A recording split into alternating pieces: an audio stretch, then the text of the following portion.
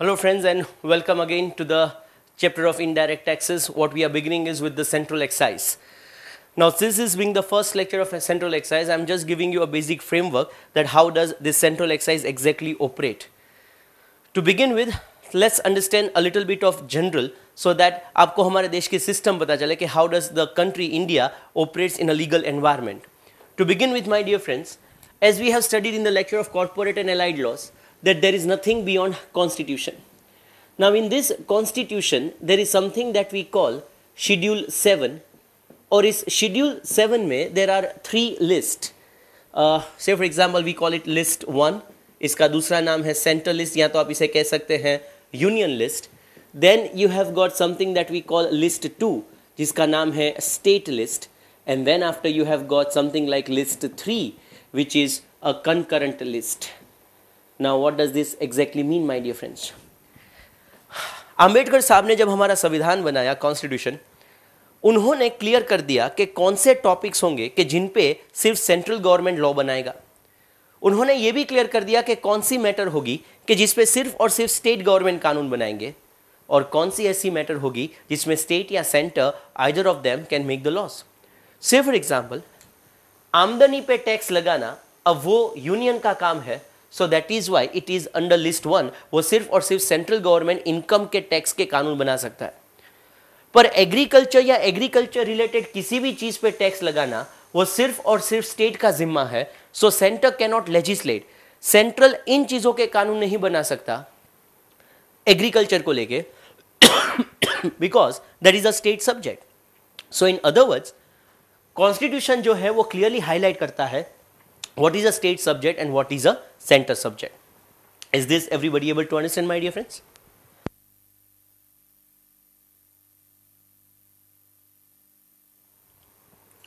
Now जहां तक central excise का सवाल है, definitely it falls in list 1, but I'm reading these lines with you. Please be with me. Let's concentrate on the material.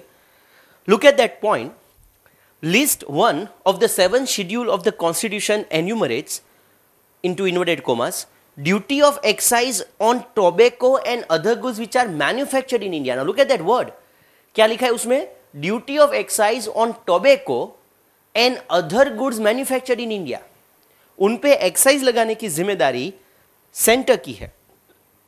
But then why this word tobacco and other goods? ये tobacco word अलग से क्यों दिया? क्या वो goods की definition में नहीं आता? क्यों लिखा होगा tobacco and other goods?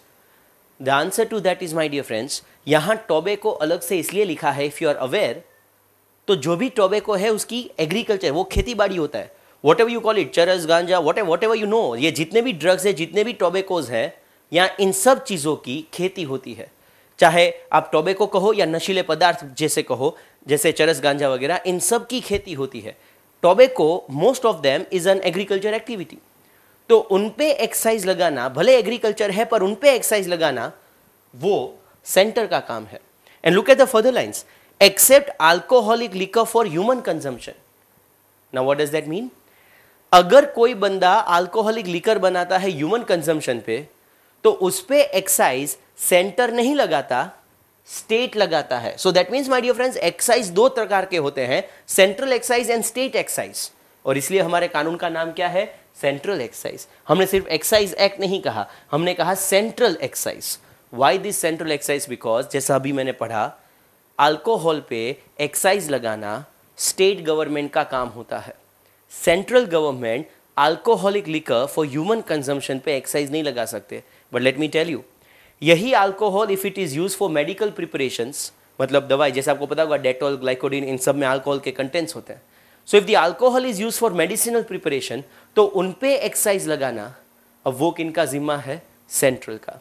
So first of all, level 1 what we are trying to highlight here is कि किसी भी चीज पे कितना टैक्स लगेगा वो डिसाइड करने का काम या तो सेंटर का है, स्टेट का है, या तो कंकरेंट है.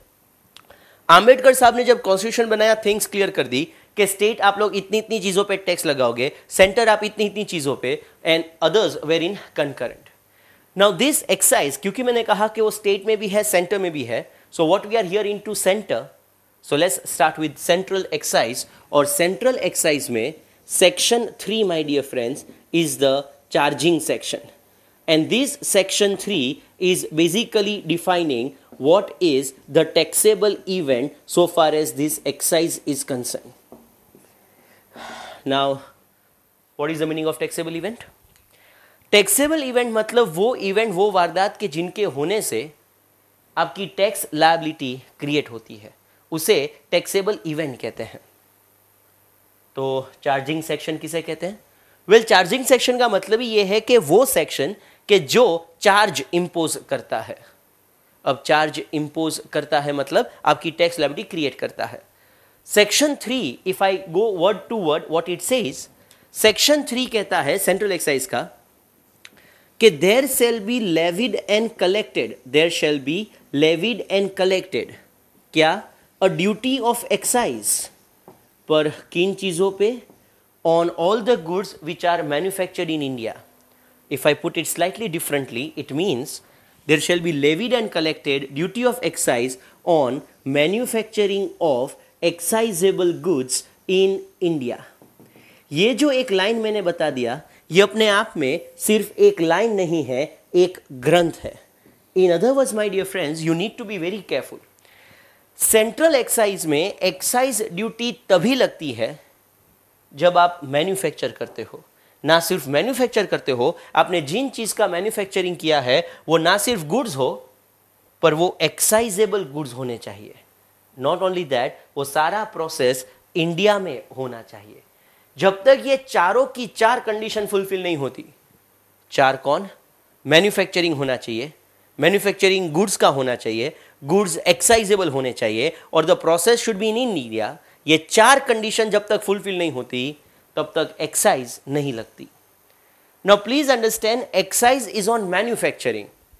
मैन्युफैक्चर करने के बाद आपने चाहे सेल किया कि नहीं किया, आपने किसी गरीबों को दान में दे दिया, हॉस्पिटल्स में पेशेंट्स को दे दिया दवाइयां वगैरह, चाहे उन प्रोडक्ट्स का कुछ भी किया हो, एक्साइज लगेगा. मतलब लगेगा अगर you satisfy 4 conditions: manufacturing, goods, excisable goods, India. Are we able to understand that? इसीलिए हमारे अगले चंद chapters would be dedicated only in this words. हमारे पास स्पेसिफिक डेफिनेशन है कि what is the meaning of manufacturing. Of course we don't have a particular definition of goods, but we have judgments which can define what is goods, and we have a definition of excisable goods, and naturally we have a definition so far as the word India is concerned. In other words, my dear friends, central excise is applicable only and only if you manufacture, not only manufacture goods, excisable goods in India. ये कहाँ पे दिया है? Section 3 में दिया है और इसी को हम एक्साइज में टैक्सेबल इवेंट कहते हैं. तो टैक्सेबल इवेंट का मतलब एक ऐसी इवेंट कि जिनके होने से असेसी के ऊपर टैक्स की लायबिलिटी क्रिएट होती है. In tax laws my dear friends, आपको 3 चीजें क्लियर होनी चाहिए. नंबर 1, कौन सी इवेंट पे टैक्स लगता है. दूसरा, वो टैक्स कौन पे करता है. और तीसरा, वो टैक्स कब पे करना पड़ता है. Now, so far as central excise is concerned, if I answer these 3 questions in a very fundamental way, let's put it whole thing on the board so that you get it very clear.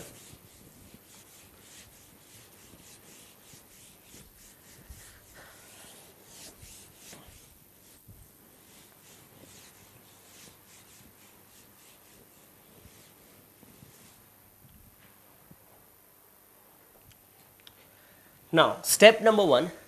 When excise is levied, the answer, as I said, when there is a manufacturing of excisable goods in India, at that point of time, excise is levied. Who has to pay excise?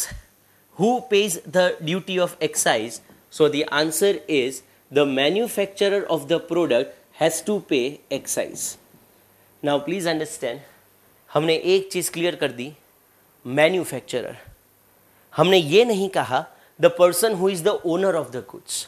For example, अगर मैंने raw material किसी job worker को दिया, बोला बेटा चल manufacture कर, उसने मैन्युफैक्चरिंग करके मुझे दे दिया, अब एक्साइज वो भरेगा कि मैं भरूंगा.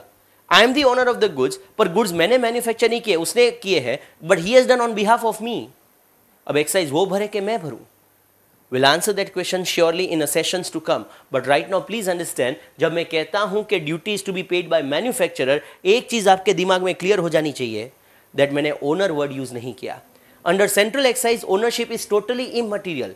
It has been well decided in the case of Central Excise Commissioner versus Mahindra and Mahindra that ownership is totally irrelevant so far as excise is concerned. Is that everybody clear? And the third thing, ये excise कब pay की जाती है? When it is to be paid, the answer to that at the time of removal. Not only that, please understand, you have to pay excise at the time of removal, that too at the rate which is applicable at the time of removal. So there are two things we have to understand, my dear friends, कि central excise में duty सरकारी तिजोरी में तब भरनी है जब आप गुड्स को रिमूव करते हैं. नॉट ओनली दैट, जो रेट अप्लाई होता है at the time of removal वो रेट आपको अप्लाई करना है.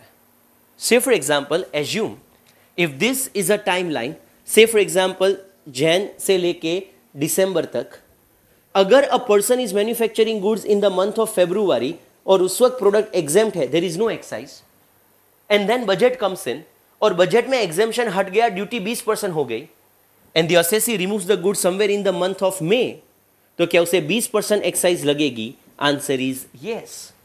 आई hope you are able to understand. You need to pay excise at the time of removal at a rate which is applicable at the time of removal. अब आप पूछोगे sir इसका उल्टा होता तो? Same answer. अगर मैन्युफैक्चरिंग के वक्त 20 होता और रिमूवल के वक्त एग्जेम्प्ट हो जाता, you don't have to pay duty, as simple as that. So in other words, in central excise, the duty is applicable or the duty is calculated at a rate which is prevailing at the time of removal. Are we able to understand that? तो तीन बातें clear हो गई section 3 से. Number 1, excise तब लगता है कि जब गुड्स को मैन्युफैक्चर किया जाए, और rather let me be more technical, manufacturing of excisable goods in India. The duty is to be paid by the manufacturer, but yes let me tell you, in one case it is the purchaser who has to pay the excise. And which is that case? Khandsari molasses करके एक product आता है. ये जो product है वो sugar mills का एक बाई प्रोडक्ट है. सो इन दैट केस जो भी पर्सन खांडसरी मोलेसिस परचेज करता है, the purchaser has to pay. Is there everybody getting it clear my dear friends? Not only that, अगर गुड्स को मैन्युफैक्चरिंग किया है, वो गुड्स एक्साइजेबल है और इंडिया में है, वो गुड्स चाहे आपने सेल किए या ना किए, आपको उनका पैसा मिला या ना मिला, एक्साइज तो भरना ही पड़ेगा. Is there everybody getting it clear? So this is what the basic things that has to come in. एक चीज और बता दूं, excise act as such is applicable to whole of India including Kashmir. पर अगर कोई person is manufacturing goods in SEZ, तो SEZ में जो भी गुड्स मैन्युफैक्चर होते हैं हम उन्हें एक्सक्लूडेड मानते हैं, हम उन पे एक्साइज नहीं लगाते. So in other words, though it is applicable to all over India including Kashmir, but if you are manufacturing in SEZ, you don't have to pay excise. So this is what the charging section under 3 has to say, and I hope that these 3 basic steps are very clear. Anybody, any doubts, my dear friends?